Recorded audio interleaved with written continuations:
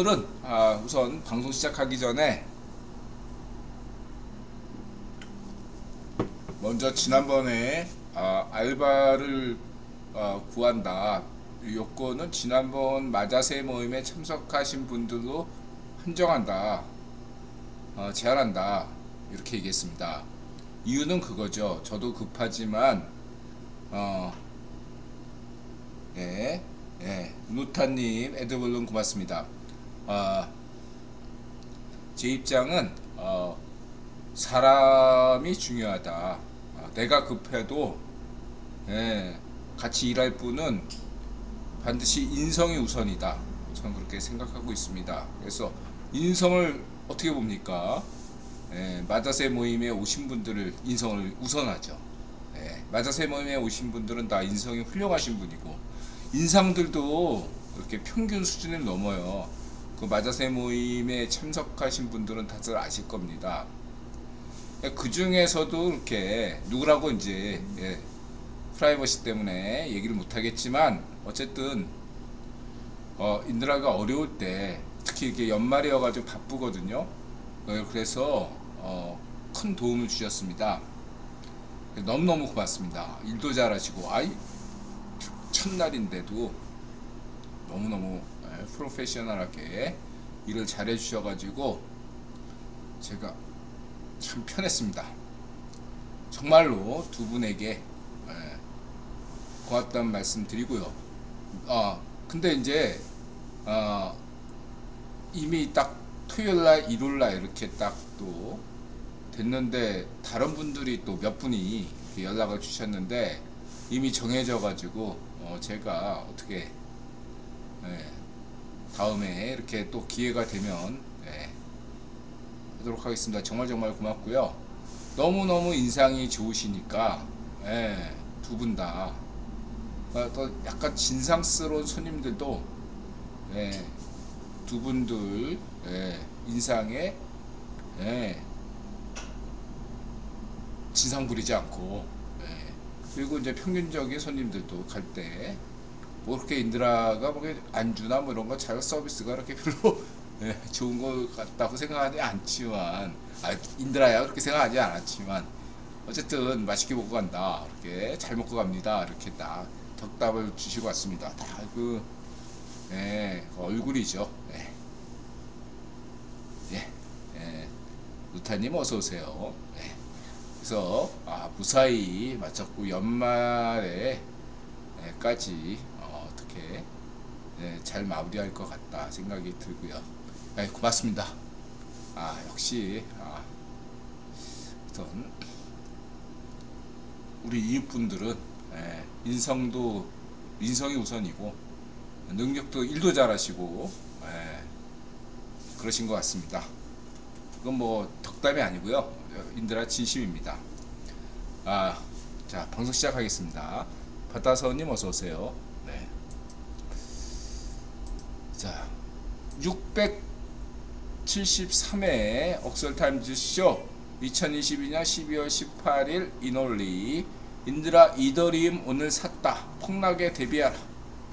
VOA 이든영 성렬령 원희룡 추부길 배승희 블룸버그 아침한개 휘철리즘 안될공학 어슬렁 아프리카 벌써 7년 사람 박정희 어벤져스 전략 회의 VOA 암호화폐 크롬 먹통 추부길 블룸버그 블랙록 이든영 배승희 사람 박정희 어슬렁 아프리카 벌써 7년 루노 라쿠스 아침한개 원희룡 안될공학 히철리즘 어벤져스 전략 회의 이런 제목입니다.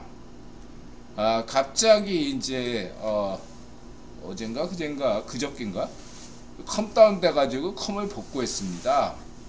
그랬더니 이제 크롬이 먹통이에요. 그래서 크롬 제거하고 크롬 다시 깔았고요. 잘 되고 있고 그랬는데 또 마이크로소프트에서 다시 이렇게 업그레이드 한다고 또 그러네요. 아니 업그레이드 하면은 먹통이 돼. 왜 마이크로소프트 인드라 컴퓨터 빨리 좀 교체하라 이런 신호입니까? 이 낡은 컴퓨터, 가게 컴퓨터 예. 아니 업그레이드 하면은 컴다운이 돼요. 오늘도 두 번이 컴다운 됐습니다. 예. 아왜 평상시에는 컴다운이 잘 안 되더니 꼭 이렇게 업그레이드만 되면은 예, 자동적으로 되잖아요. 마이크로소프트. 예, 또 그렇게 말씀드리겠습니다. 아니 어쨌든 완전히 하드가 망가질 때까지는 예, 이 컴퓨터 사용하고요. 예, 그리고 저 뭐야 인드라 그 컴퓨터 아무리 뭐 이렇게 해킹해봐야 아무것도 없어요. 예, 아무것도 없어. 그냥 다 있는 정보 다 늘어놓고요. 예, 컴퓨터에 아무것도 없습니다. 집 컴퓨터에도 아무것도 없고. 예. 자, 이렇게 말씀드리고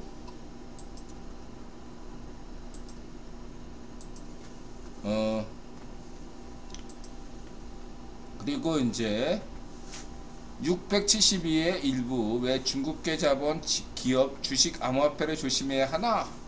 뭐 인드라가 뭐 이렇게 올리고 바이낸스도 망한다. 망할 수 있다. 세계 1위 거래소라고 안심하지 마라. 이랬잖아요.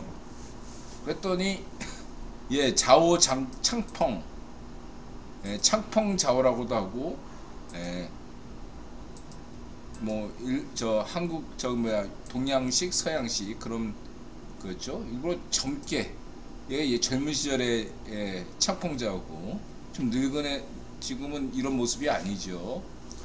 창펑 자오가 개인 지갑에 암호화폐 보관하는 사람들 99% 돈 잃는다.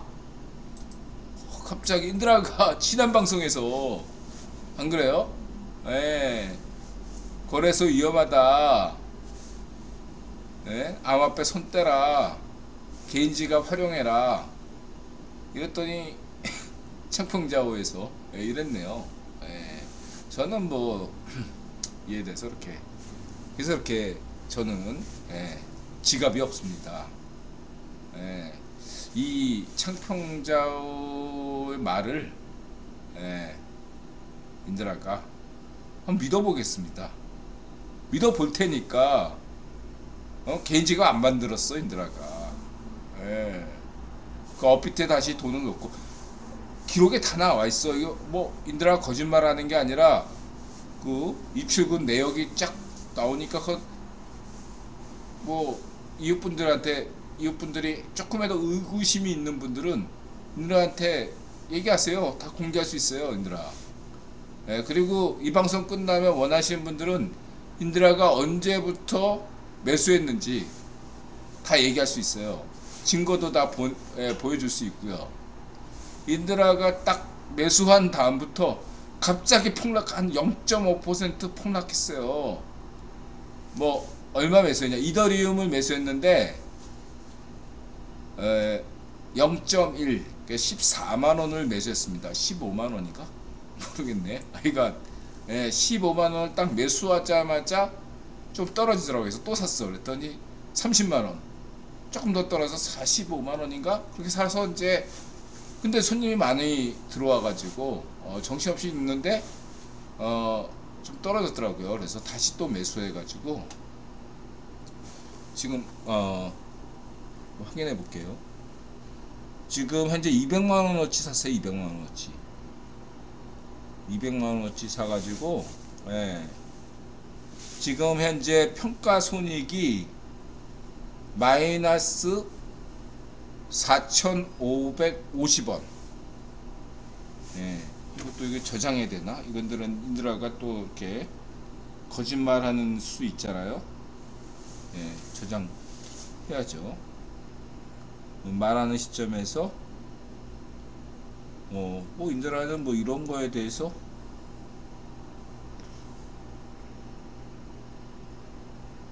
네, 저장했습니다. 자, 그렇게 해서 예, 지금 현재 내가 이렇게 많이 샀나? 많이 샀네. 지금 나는 한 200만원 생각했는데 지금 329만원어치 샀어요. 329만원어치. 예. 300만원이 조금 넘네. 예.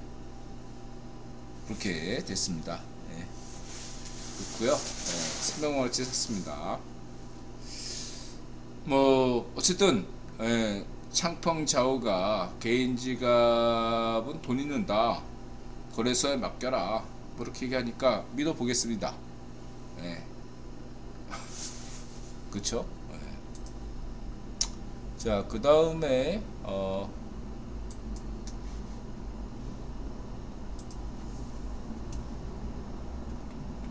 세계 1위 코인 거래소, 예. 바이낸스 흔들 가상화폐 업계 불안감 확산. 또 이렇게 미국의 소리 방송에서 좀처럼 이런 방송은 안 하는데 인드라가 또 인드라 방송에 또 이렇게 제목으로 다루니까 암호화폐에서 손 떼라. 그러니까 미국 소리 방송에서 이렇게 예, 정론 방송이죠. 이렇게 또 얘기해 주셨습니다. 고맙습니다. 미국 소리 화이팅. 야, 인드라는 열렬한 VOA 구독자인데 이 얘기했네. 바빠가지고 오늘 아니 이렇게 방송을 하려고 하면은 손님이 들어오고 방송하려고 하면 손님이 들어오고 그랬어요. 진짜로 그래요. 오늘 함께 하신 분이 알 겁니다.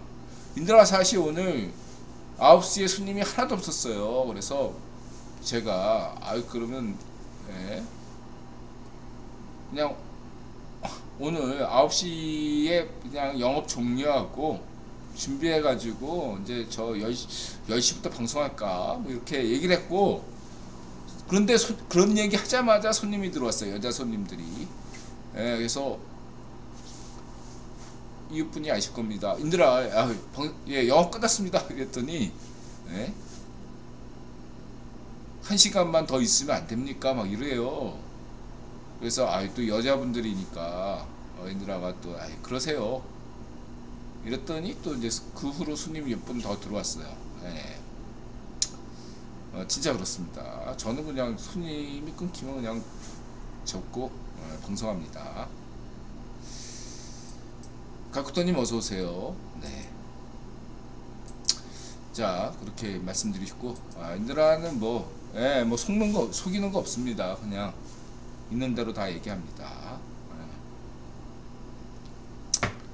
선생님께서는 비트코인 5,000달러를 전망하시는군요. 선생님께서도 폭락론자가 되실 줄은 몰랐는데 저는 오해하시는 건데 테네님과 달라요. 저는 폭락론자가 아닙니다. 예, 폭등론자도 아니고요. 테네님은 폭락론자죠. 이게 뭐 1년 내내 사시사철 한 번이라도 뭐 이렇게 오른다 얘기를 한 번이라도 안 하니까 테네님은 폭락론자가 맞죠. 저는 때에 따라서 오른다, 내린다 이렇게 얘기하는 사람이지 저는 그런 의미에서 저는 폭락론자가 아닙니다. 오해하시네요. 그쵸?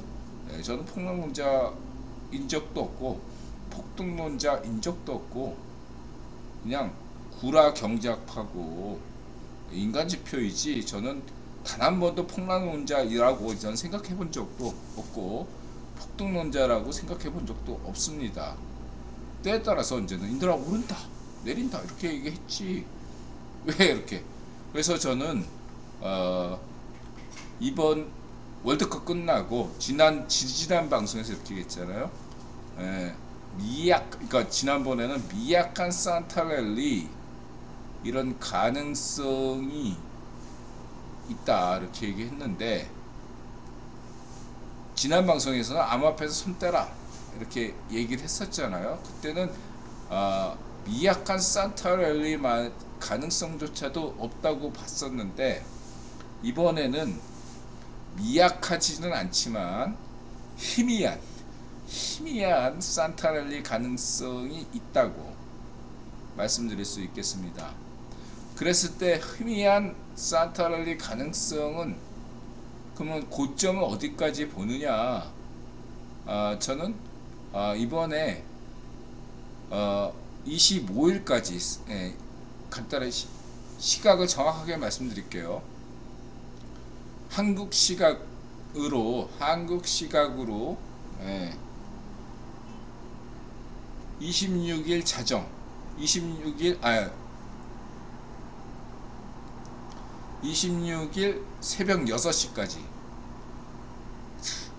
26일 새벽 6시 기준으로 그냥 암호화폐니까 26일 아침 9시 한국 시간이죠.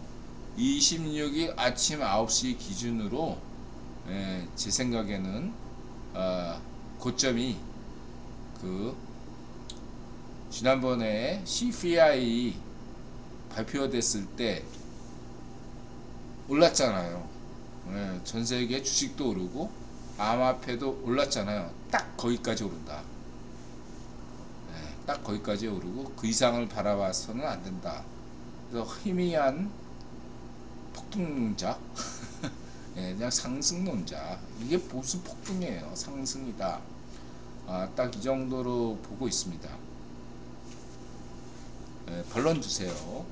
뭐 근거를 요구하시면 근거를 얼마든지 말씀드릴 수 있지만 방송 분량이 많아질 것 같아서 또 메시 축구로 봐야 되니까 오늘 자정에 메시하죠. 그래서 저는 조심스럽게 축구 인간 지표로서 아르헨티나 메시 우승을 지난번 방송에서는 누가 이길지 잘 솔직히 모르는데 또 메시가 우승하지 않겠냐 이렇게 얘기했는데 오늘은 확실하게 단언하겠습니다.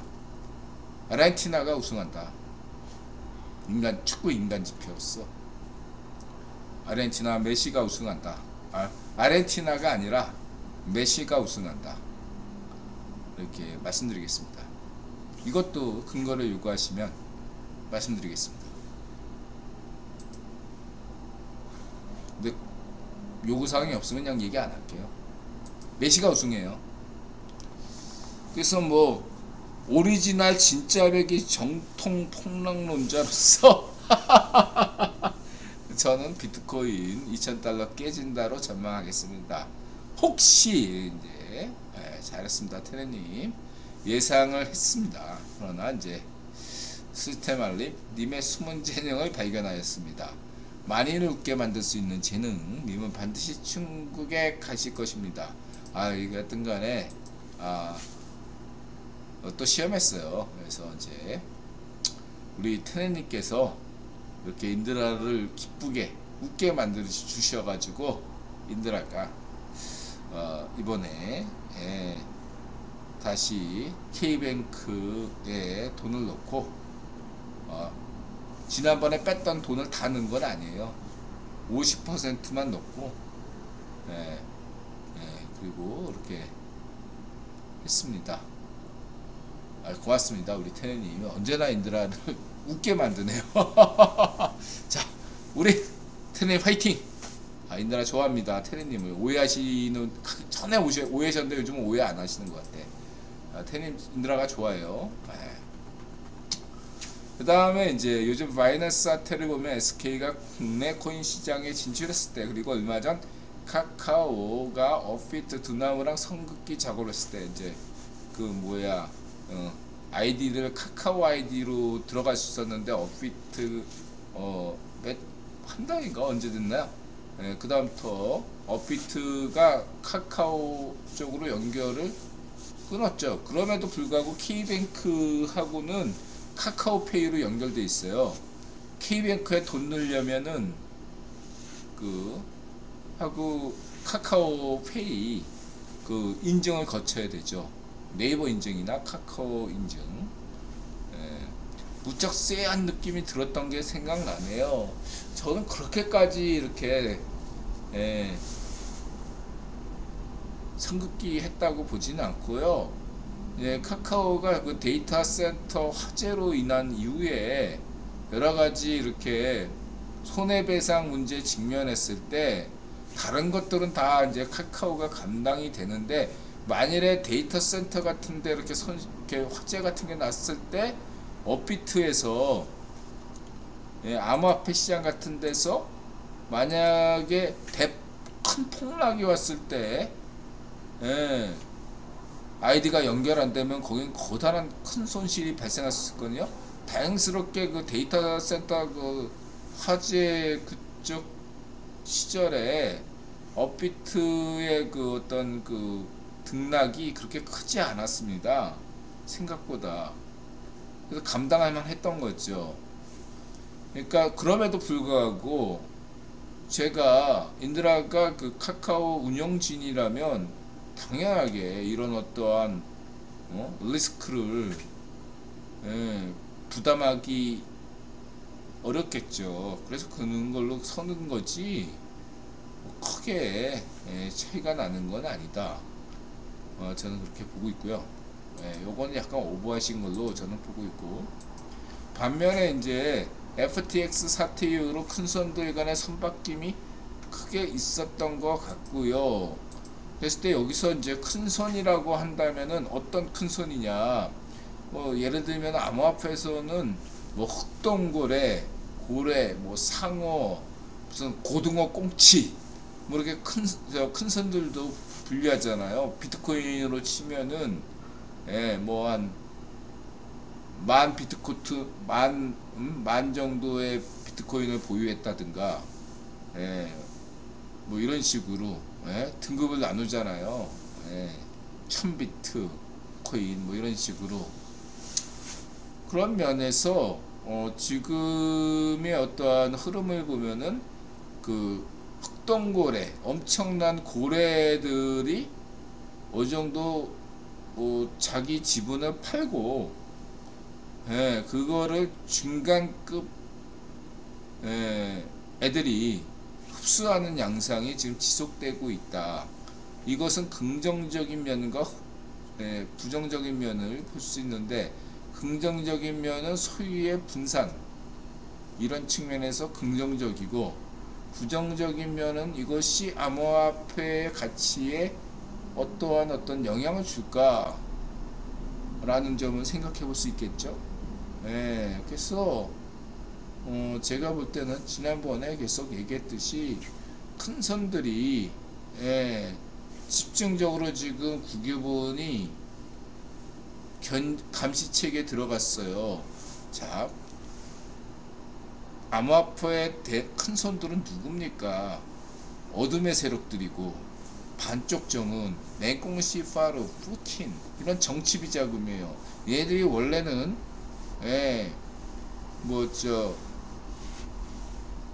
모나코 카지노, 무슨 안도라 키프로스 같은 부동산, 뭐 룩셈부르크, 그 다음에 이렇게 하여튼 간에 그 조세 피처, 그 반쪽 놓으면 아들놈도 그런 조세 피처에서 어슬렁거리다가 걸렸죠. 할 짓은 다 해. 반쪽 놓으면 파시스트 집안 내력이 있어요. 집안 내력. 이런 놈이 어떻게 대통령 됐는지 면장급도 안 되는 후레자식인데. 어쨌든 간에 중요한 것은 이제 경고를 계속 국유원이 때렸습니다. 스위스 비밀은행에 있는 반쪽 정원 비자금 그거 안심하지 마라. 스위스 비밀은행에 있는 무슨 맹꽁시 파르 푸딩 자금, 죄송합니다. 푸틴이 아니라 푸딩이죠. 푸딩 자금, 맹꽁시 파르 자금, 반쪽 정원 자금, 무슨 문전비 자금 같은 거 있으면, 반쪽 정원 자금 뭐 이런 거 있으면은 안심하지 말고 암호화폐 시장으로 옮겨라. 계속 10년 전부터 줄기차게 국유본이 이렇게 공고해 왔습니다. 그러면서 이런 어떤 조세의 피처 이걸 계속 때렸죠. 이제는 국유본이 암호화폐 시장을 때릴 때라는 거죠. 이미 옮길 애들이 다 암호화폐 시장을 옮겼어요.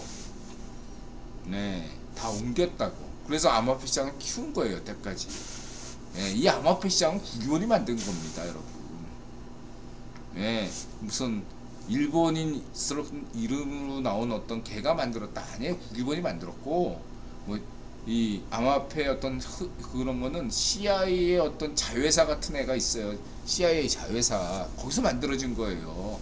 일본명 걔는 그냥 당시에 암호화폐가 처음 만들어졌을 때 일본인 이름을 딱 내걸면 지금은 아니지만 과거에는 전자제품 하면 일본이거든요. 게임기, 예? 전자제품. 그 당시에는 기술력이 최고다 일본이.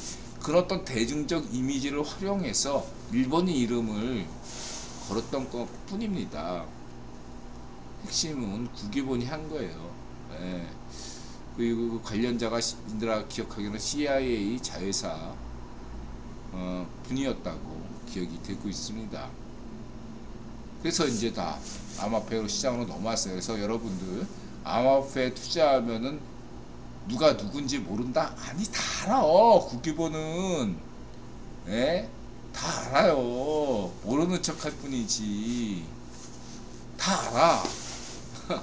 니네들이 뭐 지금 스위스 비밀은행에 있을 때는 모를 수 있어요. 그때는 스위스 비밀은행은 과거에 어쨌든 로스차일드 가문 소유였기 때문에 뭔가 빈틈이 많고, 록펠러 가문에서 이렇게 엿볼 수 없는 여지가 많았지만 지금은 그런 정도도 아니고 굉장히 어떤 이런 기술이 발달해서 스위스 비밀은행에 누구 뭐가 있는지 다 알기 때문에 스위스가 지금 막 어렵다 하는 겁니다. 스위스 비밀은행이 망한다 이런 얘기가 10년 전부터 나돌았던 거 지금 최근의 문제가 아니에요. 그러면 암호화폐는 어떤가? 암호화폐는 안방이에요. 스위스 비밀금고는 어디까지나 그래도 로스차일드 어떤 창고였다면 암호화폐 시장은요 록펠러 가문, 황제 가문에서 초창기부터 딱 기획하고 만들어지고 진행하는 겁니다. 다 알아. 지금 왜 마이너스가 거래소 1위 하는지도 만들어준 거야. 마이너스 그 CEO 창펑자원과 걔가 잘해서 그런 게 아닙니다. 그것만 아시면 되고요. 맞아요. 각도님 사토시 걔 익명이잖아요. 그 당시에는 일본 하면은 전자제품 뭔가 신뢰도를 주기 위해서 이제 미국인이 만들었다 이러면 좀 뭔가 그렇잖아요. 국기본이 만들었던 반미 당시에는 친중 반미 이런 거였잖아요. 그러니까 그 이미지를 대신에 일본 이름을 든 거죠. 일본 사람이 만든 거 아닙니다, 여러분. 착각하지 마세요. 자, 이렇게 말씀드리시고 거래소 공부부터 다시 해야 되겠군요. 매달 받는 비트코인도 있는 이분 비트코인을 매달 받는데요. 우리 이웃분 중에 이렇게 영향력 있는 사람이 있습니다. 이렇게 비트코인도 매달 받는데요. 이분 뭐 하시는 분인지 굉장히 궁금하네요. 여러분도 궁금하죠? 저도 궁금합니다.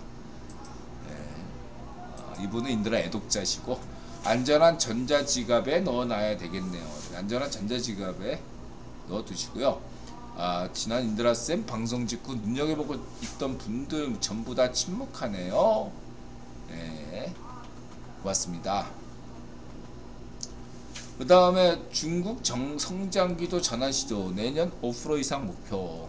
인드라가 이제 사이즈 페럼이 통제 불가능하다. 어디로 갈지 걷잡을 수가 없다. 지난 2019년에 사이즈 페럼 초기 발생 때와 유사한 어떤 느낌이 들기도 한다. 이랬더니 곧바로 월스트리트저널에서 이런 기사가 올라왔습니다. 그리고 이 기사 내용은 중국은 이미 다 계획하고 있고 그런 것을 할 뿐이다. 이번에 완화 정책도 이미 있었다. 인드라가 얘기하는 것은 타이밍이죠. 원래 완화 정책은 내년에 할 예정이었단 말이에요. 인드라가 얘기했죠. 기저효과로 인해서 올해는 어쨌든 이렇게 봉쇄정책으로 가가지고 중국의 경제성을 떨어뜨리고 그런 다음에 내년부터 완화를 시키면은 기저효과로 인해서 중국의 경제성장률이 굉장히 돋보일 수가 있었단 말이에요. 그것은 고스란히 맹꽁 시파르의 치적이 되고 사이즈 페럼 탓이다. 올해 중국 경제가 뭐 이렇게 어려운 것은 사이즈 페럼 탓이다. 이런 식으로 맹꽁 시파르의 잘못이 아니라 이런 식으로 했었는데 그게 좀 앞당겨졌다. 요 얘기를 한다고 할 수 있는데, 눈 가리고 아웅이죠. 이렇게 말씀드리시고 넘어가겠습니다. 1개월 정도 빠르게 했다는 것 자체는,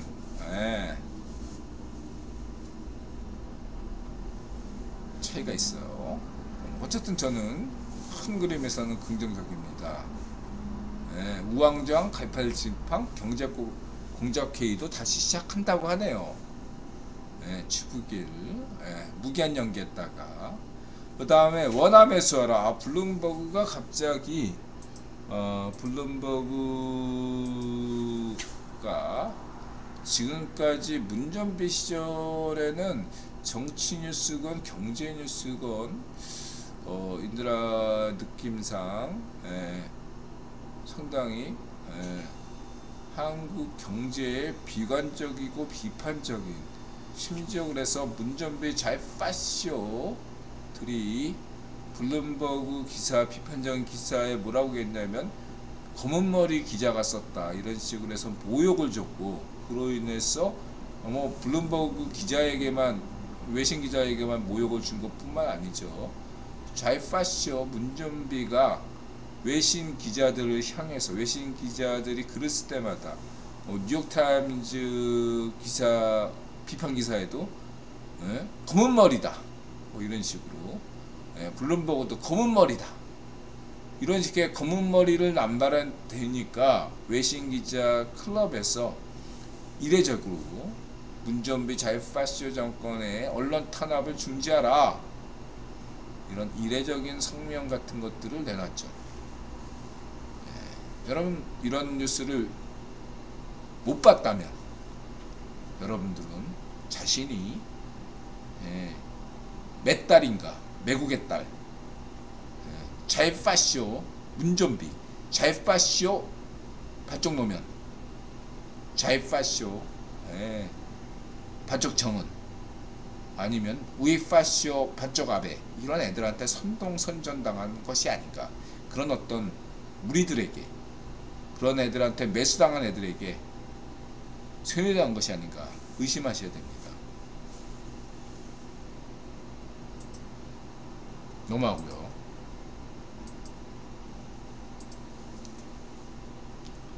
자, 그리고 내년 달러가치 추가 하락 여지, 블룸버그 원달러 1130원 가능성도, 블랙록 연준 침체에도 채권 주식 구원하지 않는다. 자, 블룸버그의 이러한 어떤 보도는 인드라 볼 때는 가능성이 높은 시나리오다 이렇게 볼 수 있습니다. 인드라 줄곧 강조하는 게 한국은 작은 나라잖아요. 미국은 큰 나라고, 미국 연준이 한국 중앙은행, 한국은행을 통해서 먼저 금리 인하 조치를 취한다 이거죠. 언제? 내년 말 4, 4분기에 한국이 먼저 금리 인하합니다. 저는 그렇게 봐요. 2023년에는 미국이, 연준이 금리 인하 안 한다 이렇게 보시면 되고요. 단 하나의, 지난 방송에도 얘기했듯이 단 하나의 조건은 중국 사회주의 페럼이 통제 불가능으로 빠져가지고 엄청난 경기 침체가 오기 전에는 내년에 미국은 연준은 금리 인하 안 한다. 2024년부터 한다. 반면에 한국은 내년 4, 4분기 때 한다. 왜? 한국은행이 먼저 금리 인상을 했잖아요. 남들보다 빨리 금리 인상했고 남들보다 빨리 금리 인하하는 겁니다. 왜? 국유본이 테스트하는 거죠. 한국을 보고서 금리 인하 효과를 타진하고, 또 이런 것들이 시그널이 돼서 전 세계의 금리 인하 효과를 보면서 그 다음에 연준이 한다 이거죠. 그런 면에서 한국은행이 풍향계 역할을 하고 있다. 한국은행장은 누가 임명하죠? 성렬형이 임명하는 거 아닙니다. 문전비가 임명하는 거 아닙니다. 대통령과 동급이 동격이 한국은행장입니다. 그래서 한국은행장은 누가 임명한다? 국유본이 임명합니다. 참고하시고요. 캠파이어님 어서오세요. 그 다음에 이제 비트코인 3위 고래. 3위 고래가 1000 비트코인을 매도한 건 아니고요. 출금했습니다. 입금한 자기 지갑, 그러니까 대부분 이런 고래들은 자기 지갑이 있어요. 그래서 이 지갑에서 입금하면 시장 상황이 안 좋으니까 난 그냥 지켜보겠다 이런 거고, 만약에 출금하면 출금의 의도는 대부분 거래소로 자금을 이동시켜서 뭔가 이렇게 거래를 하려면 거래소로 이동해야죠. 그래서 매도의 목적이 크다라고 볼 수 있는데, 그렇다고 해서 출금했다고 해서 곧바로 매도하는 건 아니죠. 그러니까 출금했다고 해서 매도를 볼 수는 없지만, 어쨌든 그저께인가 오전에 8시에 매도했다. 인터넷 방송 직후에 6시간 뒤에 이렇게 비트코인 3위가 매도했다. 이것만 참고하시면 되고요. 그래서 고래 동향이 암호화폐 시금석이 될 수도 있다. 여러 조건 중에 하나죠. 가령 뭐 비트코인 선물 옵션, 선물 시장. 과거에는 그 비트코인이나 이더리움 선물 시장이 그렇게 큰 영향력을 줄 수가 없었어요. 그런데 이제 최근에 골드만삭스나 JP모건, 그 모건스탠리 같은 기관들이 암호화폐를 실제로 보유하지는 않으면서 선물 시장에는 골드만삭스 같은 것이 들어가거든요. 그렇기 때문에 이러한 어떤 영향력이 굉장히 중요하다. 그래서 이제는 암호화폐도 선물 시장이 중요해졌다. 또 하나는 이런 고래 대주주죠. 대주주의 동향, 이런 것도 중요하고, 차트도 중요하고, 그 다음에 메이저 뉴스, 이런 어떤 메이저 뉴스가 당장 어떤 특정 종목에 영향을 주기도 하고 안 주기도 하지만, 어쨌든 중요한 건 시장 전체에 판을 깔아주는 의미가 있어서 매크로, 예를 들면 파월의 주장, 연준의 입장, 뭐 이런 것들이 영향을 주죠. 이러한 여러 가지 요인들의 종합해서 암호화폐 가격이 정해진다고 볼 수가 있는데, 어떤 이런 요중에 고래 요인도 참고하셔야 되겠다 이렇게 말씀드리시고, 그 다음에 이제 바이낸스가 신뢰 회복 안간힘에도 비트코인 무기한 선물 미결제량 줄어들었다, 빠져나왔다는 얘기죠. 코인이 신호 전향을 완료하신 것 같네요. 한동안 안 봤는데 인드라님이 링크를 거셔서 몇 개 동영상 보니 친중이란 논조가 180도 변했군요. 인드라가 친중이란 논조였다는 게 아니라 그동안 코인 어떤 유튜브에서 코인 방송하는 그 유튜버들이 상당수가 친중이었는데, 근래에 인드라 덕분에 링크 타고 가서 보니까 그런 어떤 지금 흐름이 친중 일색이었던 그 코인 동영상들이 상당히 바뀌었다, 이런 말씀입니다. 인드라가 친중이었다는 얘기가 아니라 그런 어떤 코인 유튜버들이 친중에서 최소한 반중이 되거나 중립이 됐다, 이게 중요하죠. 그래서 코인들이야 돈 벌면 세력이 큰 세력이 붙기 마련이에요. 친중 시대에는 국유본이 신중하러 갔던 시대에는 친중에 붙었었던 게 저술적으로나 돈 벌기 좋으니까 친중이었던 거고, 지금은 친중해봐야 돈이 나와 밥이 나와 안 나오니까 최소한 중립이 된 거겠죠. 이렇게 보시면 되고요. 그 다음에 아시아 최초, 이게 이제 그런 얘기죠. 아시아, 그러니까 뭐 홍콩 얘기하면서 이런 식으로 얘기하고, 비트코인 오늘부터는 반대로 대응해야 된다. 이거는 뭐 비트 저기 뭐야 암호화폐뿐만 아니라 주식도 마찬가지죠. 이것은 CPI가 그 경기 침체를 알리는 시그널을 줬는데 여기에 대해서 파월 연준 의장은 자기 길을 간다 이렇게 얘기했기 때문에 이제는 CPI가 더 나쁘게 더 이렇게 수치가 적어져도 중요해지지 않았다. 그래서 이제 반대로 대응해야 된다. 뭐 이런 얘기를 이제 많이 했죠. 김여석도 많이 하고. 근데 저기서 핵심은 뭐냐면은, 결국은 파월 의장이 계속 강조했던 것은 실업률이에요. 실업률. 인플레이션과 실업률이에요. 이제 실업률을 보겠다. 노동시장의 동향을 보겠다. 이렇게 얘기를 하는 것들이 어떤 순리다. 이렇게 보시면 되겠습니다. 네. 그냥 참고만 하시고 이제 앞으로는 다른 지표는 이제 인플레이션은 정점 지났다고 저도 보거든요. 이제 중요한 것은 미국 노동시장 동향만 보시면 돼요. 다른 지표 필요 없어요. 국채도 필요 없고 이제는 국채도 지금은 부차적으로 밀려났어요. 국채든 무엇이든 두 가지만 보시면 돼요. 달러 인덱스하고 월별 노동시장 동향 이것만 보면 되는데 인들은 개인적으로 늘 강조하는 게 미국의 그 통계에서도 월별 지표에 관해서는 인들은 크게 신뢰하지 않는다 이렇게 늘 강조하잖아요. 저는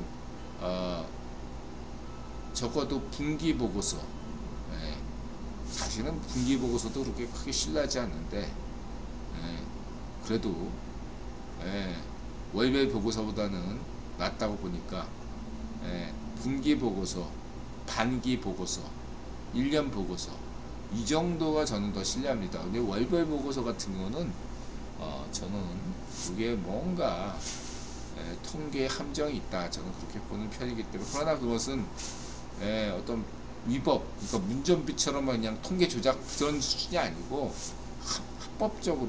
합법적인 한계 내에서 조절할 수가 있는 거죠. 그 정도는 합법적인 영역 내에서 가능하다고 저는 보거든요.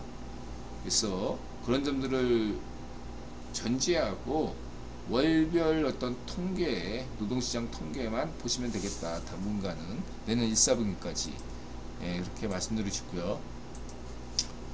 그 다음에 이제 푸틴 암호명 노아의 방주 축구길.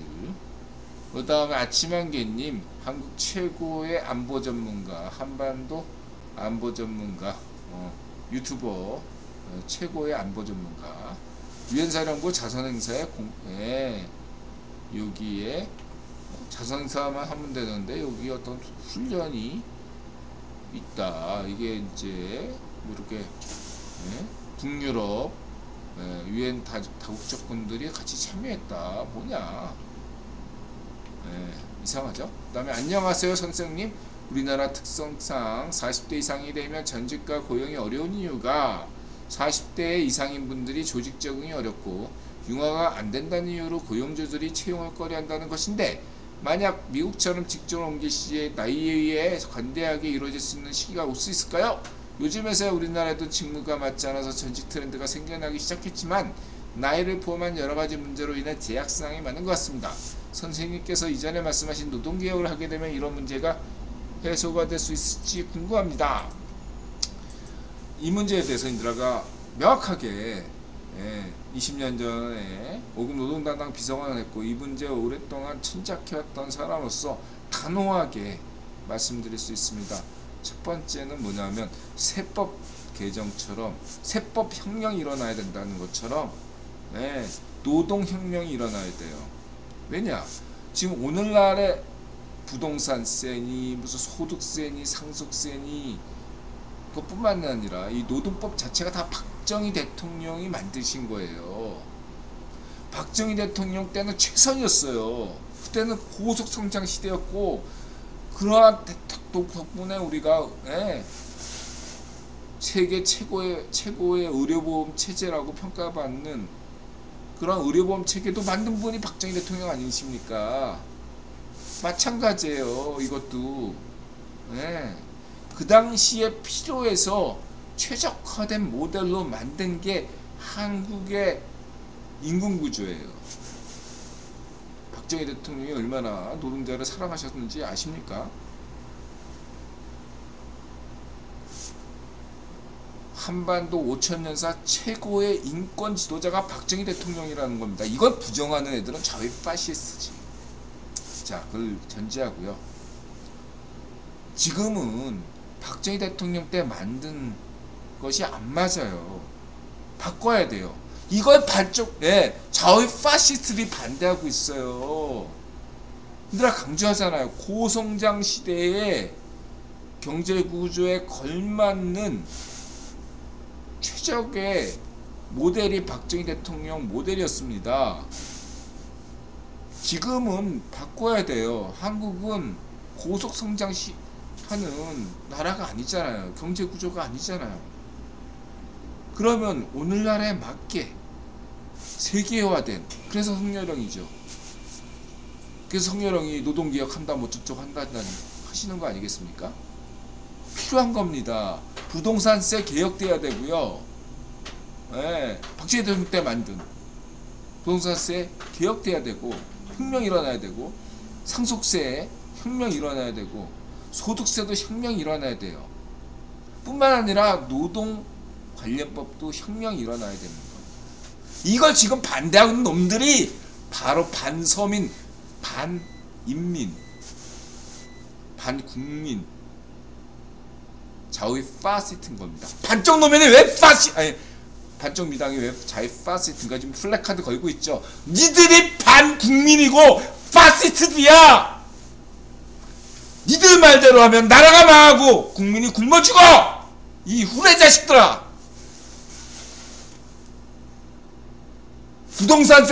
부동산이 폭등하면 서민들이 좋아? 니들 자회파시험 문전비 반쪽 노면 때 부동산 폭등해가지고 서민들이 어땠어? 물가 폭등하고, 에? 빈부격차 증가율이 반쪽 노면 문전비 때 역대 최고였어요. 니들이야말로 빈부격차를 심화시킨 장본인이야. 오히려 박정희 대통령 때는 빈부격차가 거의 없었고, 세계가 인정해. 빈부격차가 줄어드는 때는 언제냐? 이명박, 박근혜, 김영삼, 성렬형 시대, 이렇게 국힘당 정부였을 때가 오히려 빈부격차가 줄어들었어. 그러니까 니들이 뭐래? 국힘당 지지자들은 못 배우고 가난한 애들이라고 막말을 하잖아. 그래, 그런 사람들이 왜 국힘당을 지지하겠어? 못 배우고 가난해서가 이겠어? 아니, 그 사람들이 아니까 국힘당을 지지하는 거야.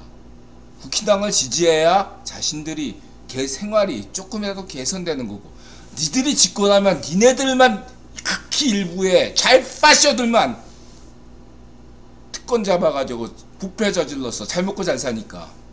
그리고 일부 우리 파쇼에게 50억 클럽 매수시켜가지고 저희 파쇼 클럽만 극히 특권 소수층, 조국 같은 애들이, 그러니까 뭐라고 얘기해?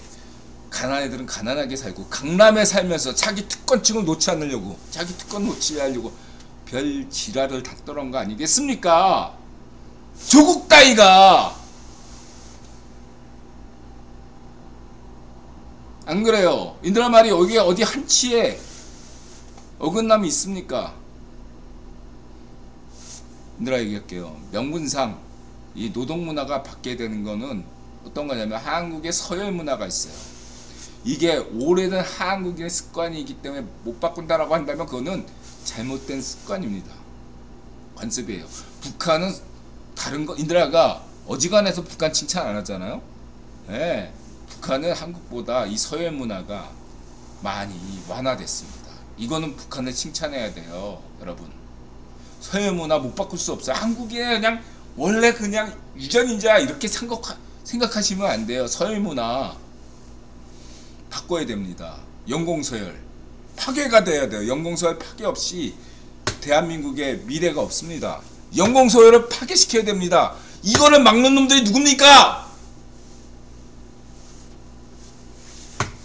노동권에 기생하는 파시들이지. 응? 그놈들이 누구야? 예? 젊은 청년 노동자들 피 빨아먹는, 비정규직 피 빨아먹는, 계약직 노동자 피 빨아먹는 이놈들이 누구야? 이런 후레자식아. 30년 전에 인드라가 민주노총에서 영향력이 있었어요, 여러분. 예. 니들이 무슨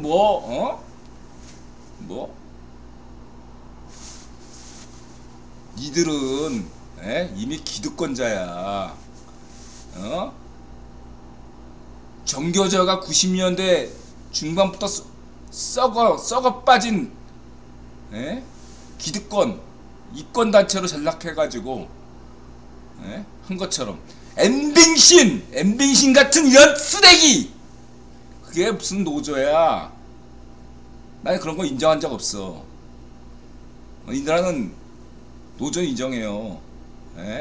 건강한 근로자의 권익 운동을 위한 그런 것은 인정하는데, 한국에 인드라가 진짜 이런 얘기 어렵게 하는데, 권영길이 민주노총 위원장 되면서 썩어 빠졌어. 그때부터 썩어 간 거야. 도대체 누가? 국기본이 임명했겠지. 국기본이. 나는 권영길이 왜 갑자기 뜨고 민노당에서 이렇게 할 때부터 나는 90년대 중반부터 대한민국의 노동운동은 끝났다 이렇게 생각한 사람이에요. 권영길 때부터 담병호까지는 괜찮아. 근데 권영길이 딱 되면서부터 쌍년이 뭐 이런 애들이 막 나서면서, 서울대 출신 이런 애들이 막 나대면서 하든가 한국 노동파는요 다 썩어 빠졌어요. 갈아엎어야 돼요.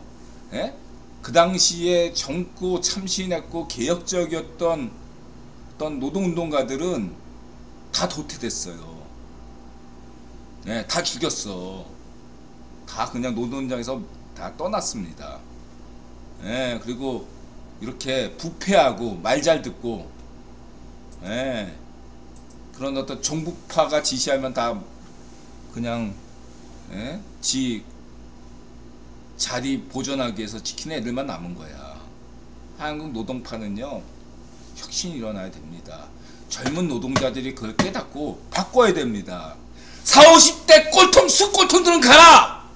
4050 꼴통들이야말로 한국의 흑암세다. 흑암세대. 이 4050 수꼴통 세대들을 때려잡아야 돼요. 230 세대가. 이 방송을 시청하시는 직장인분들, 4090 이 꼴통들을, 수꼴통들을 때려잡지 않으면 대한민국의 미래가 없습니다. 여러분들 직장의 미래도 없어요. 여러분 분명히 강조하겠습니다. 인드라가. 그래도 80년대 때까지만 해도 노동운동 하면 다 건강했어요. 대부분이. 극소수만 여기 자기 이속 차리고 다들 그래도 대의에 뭐 이랬다고 볼 수가 있어요. 뭐 예를 들면 김문수도 그랬잖아요. 근데 90년대부터는 완전히 달라졌어요. 그냥 통일운동 88년 그때 갑자기 통일운동 뭐 이러면서 한 다음부터 다 그 노동운동이든 학생운동이든 다 그 통일운동의 하위 개념. 이게 통일운동? 그건 뭐야? 반쪽일성, 반쪽정운. 거기 밑에 환경운동, 여성운동, 청년운동, 노동운동 다 부분운동이야. 그냥 여러분들은 그냥 거기에 졸이야. 졸. 무슨 노동자가 무슨 주인이 되는 세상? 북한을 봐야 무슨 노동자가 주인이야. 반쪽 정원이 주인이지.